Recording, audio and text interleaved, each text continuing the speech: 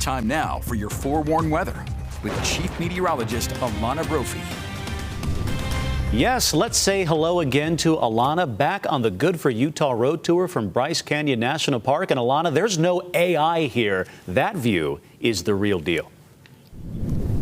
Oh, the real deal always, year-round, Brian. You know, I'm sitting on the rim of a natural amphitheater. That's what Bryce Canyon National Park is. A lot of people think, oh, it's a canyon. It's a naturally formed amphitheater that has those gorgeous hoodoos and limestone spires behind me. And you can see, for as far as the eye can see, when the sun kisses that red rock and that white limestone, boy, does it look pretty. It really, really shines. More than 35,000 acres. That's what Bryce Canyon takes up. That's about 52 square miles. So it's expansive. It's beautiful. And here at Inspiration Point, one of the best views in the park, and you can enjoy this throughout all the seasons and any weather conditions, which is what we've seen today. A few storms popping up in the southern half of the state with an exiting storm system on the way. As we take that live view from Blanding, you can see towards the Four Corners, we also have storm development. This is the path that the storm is exiting the state, and as a result, we've seen that energy focused in south central and in eastern Utah. As we take that view of what's happening throughout the state temperature-wise, you see a mix of 70s along the Wasatch Front, pretty numbers there. 90 in St. George, those 70s a little cooler than where we were this week. It's actually the coolest day of the week as a result of the cold fronts that we've seen Monday, Tuesday, and that disturbance for today as that front is moving through southern Utah.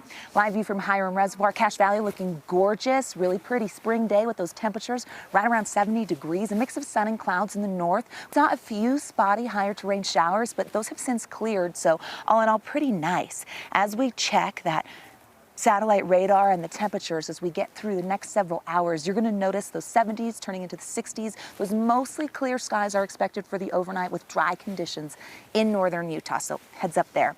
All right, satellite radar and the forewarned radar kind of showing what's been going on in the last 3 hours. You're going to notice high cloud cover in south central Utah over the last 3 hours, and that's really where we've seen our storm development as this system exits. Satellite radar kind of shows that moisture pushing through. Forewarned radar showing you right now where we still have echoes of moisture, and that's over Lake Powell, but we also have seen higher elevation storms develop in and around Bryce Canyon, not always picked up by the radar, not a surprise, but we have seen that tied to the higher terrain today. That will cease to exist as we head into our Thursday, so calmer conditions right around the corner. Lightning there on the state line towards Lake Powell, gusty 50-mile-per-hour winds with the thunderstorms that developed in Kane and Garfield County. That's where we're live, Garfield County. Now, the upper-level futurecast shows this disturbance exiting the state. This trough is going to move out of here, and it opens the door for that high pressure to move in and take control. That's going to dry things out and warm us up. We're going to rebound temperature-wise, still even more so above average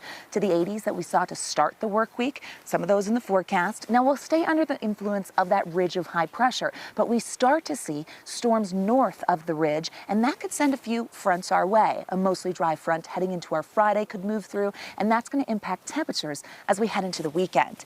Taking a look at that unsettled pattern into next week, we also reintroduce precipitation potential for northern Utah getting into next week. Futurecast takes us through what to expect. We're going to see those clearing storms in south central and southeastern Utah for the next several hours. We lose that daytime heating and things kind of calm down a little bit. That high pressure then wants to build. Here we go into our Thursday with high pressure in control and temperatures warming up, mix of sun and clouds, and a drier day really throughout the state.